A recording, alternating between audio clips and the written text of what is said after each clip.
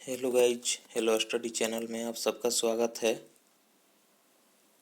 चलिए top 10 question के बारे में जानते हैं।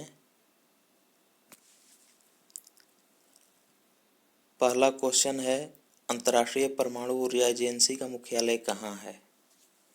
तो इसका उत्तर हो जाएगा ऑप्शन बी, वियना।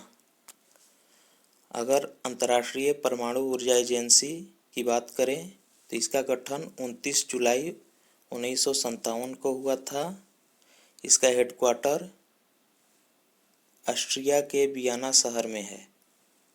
इसमें कुल 172 कंट्री मेंबर हैं। इसका उद्देश्य है परमाणु ऊर्जा के शांतिपूर्ण उपयोग और परमाणु हथियारों पर निषेध। अगला क्वेश्चन है, पराबैंगनी किरणों से पादपों की रक्षा करने वाला वर्णक कौन सा है? तो ऑप्शन ए हो जाएगा फाइकोसाइनिन।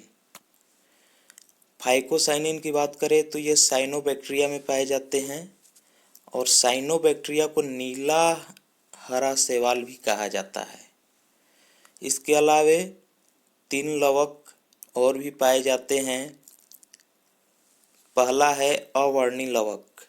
ये रंगहीन होते हैं।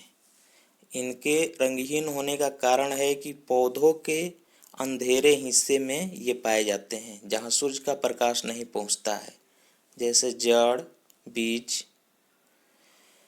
दूसरा बात करें हरित लवक का तो ये हरे रंग का होते हैं और ये सबसे महत्वपूर्ण होते हैं पौधों के लिए, जिससे पौधे अपना प्रकाश संश्लेषण की क्रिया द्वारा भोजन बनाते हैं।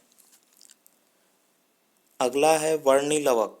ये हरे रंग छोड़कर अन्य सभी रंग को प्रदान करते हैं, जिनसे फूलों एवं फलों का रंग प्राप्त होता है। अगला क्वेश्चन है, भारत का आर्थिक सर्वेक्षण किसके द्वारा प्रकाशित किया जाता है? तो ऑप्शन सी हो जाएगा फाइनेंस मिनिस्टर, वित्त मंत्रालय। इकोनॉमिक सर्वे की बात करें तो ये बजट से ठीक पहले पेश किया जाता है और यह वित्त मंत्रालय द्वारा हर साल संसद में प्रस्तुत किया जाता है। यह मुख्य आर्थिक सलाहकार के मार्गदर्शन में तैयार किया जाता है और संसद के दोनों सदनों में इसको प्रस्तुत किया जाता है। भारत का पहला आर्थिक सर्वेक्षण की बात करें तो 1950-51 में केंद्रीय बजट के रूप में प्रस्तुत किया गया था, लेकिन 1964 में इसे अलग कर दिया गया और तब से इसे प्रत्येक वर्ष बजट से पहले पेश किया जाता है। अगला क्वेश्चन है, फ्लाई ऐश किसके द्वारा उत्पन्न होता है? तो ऑप्शन ए हो जाएगा thermal power plant. Thermal power plant में कोयला के दहन से जले हुए ईंधन के बारीक कण को हम फ्लाई ऐश कहते हैं। फ्लाई ऐश का बात करें तो इसमें सिलिकॉन डाइऑक्साइड, एल्युमिनियम डाइऑक्साइड और कैल्शियम ऑक्साइड शामिल होता है और फ्लाई ऐश का उपयोग बहुत सारे कार्यों में होता है, लेकिन मुख्य रूप से पोर्टलैंड सीमेंट और ईंट बनाने के काम में लाया जाता है। अगला क्वेश्चन है, HYV क्रांति किससे संबंधित है? तो इसका ऑप्शन हो जाएगा बी, न्यू एग्रीकल्चर पॉलिसी, नव कृषि नीति से। HYV क्या है? तो हाई यील्डिंग वेराइटी यानी उच्च उपज वाली किस्म। यह हरित क्रांति के टाइम में HYV प्रक्रिया विकसित की गई थी, जिसके जन्मदाता नॉर्मन बोरलॉग थे। ये गेहूं के बीजों पर 1954 में आनुवांशिक रूप से HYV यानी उच्च उपज वाली किस्म को विकसित किए थे। इनके बीज फिलीपींस, भारत और मेक्सिको गए थे, जहां फसल बढ़ाने में सक्षम थे। नॉर्मन बोरलॉग की बात करें तो इन्होंने भूखमरी से 1 अरब से अधिक लोगों को बचाया। क्योंकि फसलों की उपज बहुत अधिक होने लगी। अगला क्वेश्चन है, झीलों के अध्ययन को क्या कहते हैं? तो झीलों के अध्ययन को हम लिम्नोलॉजी कहते हैं। ऑप्शन सी हो जाएगा। लिम्नोलॉजी की बात करें तो ये जलीय जीव और अजैविक, इसमें दोनों तरह के पदार्थों का अध्ययन किया जाता है। हाइड्रोलॉजी जल से संबंधित अध्ययन है। इकोलॉजी पारिस्थितिकी तंत्र से संबंधित अध्ययन है। और फिनोलॉजी की बात करें तो मौसमी घटनाओं से संबंधित अध्ययन है।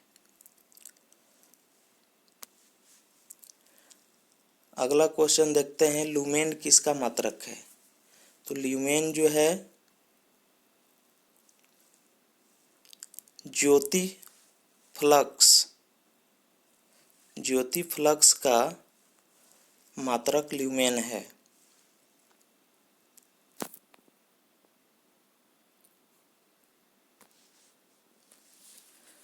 अगर बात करें तो यहाँ ज्योति तीव्रता का मात्रक कैंडेला है, विद्युत धारा का एम्पियर है, समतल कोण का रेडियन है, गहन कोण का स्टेरेडियन है और इसका संकेत भी बगल में दिया हुआ है। ये बहुत इम्पोर्टेंट है, बार बार परीक्षाओं में पूछे जाते हैं।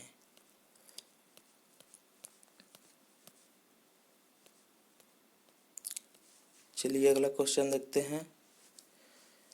10 मोल जल का द्रव्यमान होता है, यानी 1 मोल का पता रहेगा तो 10 मोल का पता चल जाएगा। इसका ऑप्शन डी हो जाएगा, 180 ग्राम। देखते हैं, पानी के 1 मोल का जो द्रव्यमान होता है वो लगभग 18.015 ग्राम होता है, यानी लगभग 18 ग्राम के बराबर होता है। तो 10 मोल का जो हो जाएगा 180 ग्राम। अगला क्वेश्चन है, भारत के कितने राज्य समुद्र तट रेखा से सटे हुए हैं? तो ऑप्शन सी हो जाएगा, 9 राज्य समुद्र तट रेखा से सटे हुए हैं। इस मैप में हम देख सकते हैं, ये गुजरात, महाराष्ट्र, यहाँ गोवा, कर्नाटक, केरला, तमिलनाडु, आंध्र प्रदेश, उड़ीसा और वेस्ट बंगाल, कुल मिला के ये 9 राज्य हैं जो समुद्र तट से सटे हुए हैं। अगला क्वेश्चन है, मीना माता रोग किसके कारण होता है? तो इसका ऑप्शन भी हो जाएगा मरकरी। बहुत इंपॉर्टेंट क्वेश्चन है। पारा, मीना माता रोग की खोज सर्वप्रथम 1956 में जापान के कुमोटो प्रांत के मिनामाटा शहर में हुई थी। जानवरों में अगर बात किया जाए तो बिल्ली में काफ़ी गंभीर समस्या देखने को मिलती थी, इसलिए इसे डांसिंग कैट फीवर का नाम दिया गया। मिनामाता रोग को डांसिंग कैट फीवर का नाम दिया गया। ये मानव में तो होता ही था, लेकिन पशुओं में भी अधिक होता था। और पशुओं में बात करें तो बिल्ली में सबसे अधिक और गंभीर प्रभाव देखने को मिलते थे। मिनामाता रोग की बात करें तो ये पारा के कारण होने वाला एक न्यूरोलॉजिकल रोग है। इसका लक्षण है हाथों पैरों में शून्यता, मांसपेशियों में कमजोरी, दृष्टि की हानि, सुनने और बोलने में नुकसान। अगर ये अधिक हो जाए तो पागलपन, पैरालिसिस, कोमा और कभी कभी मृत्यु भी हो सकती है। मिनामाता बीमारी एक जन्मजात बीमारी है जो गर्भ में भ्रूण को भी प्रभावित कर सकती है। धन्यवाद।